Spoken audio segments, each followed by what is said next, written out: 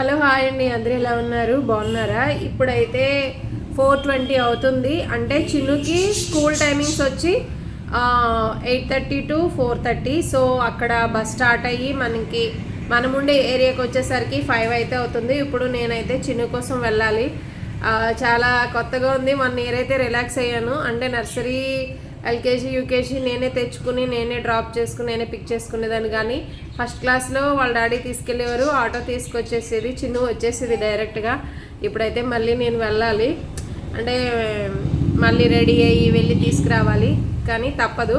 కానీ కొంచెమే డిఫరెన్స్ అండి. మాది ఏమో 8th లైను, చిన్న వాళ్ళకి బస్సు వచ్చేది 6th లైను. జస్ట్ మధ్యలో ఒక లైను అంతే డిఫరెన్స్. కాకపోతే బస్సు తిరగడానికి కొంచెం ఇబ్బంది అని మా లైన్ రావట్లేదు. 6th లైన్ వరకు రిక్వెస్ట్ చేసాం ఆల్రెడీ.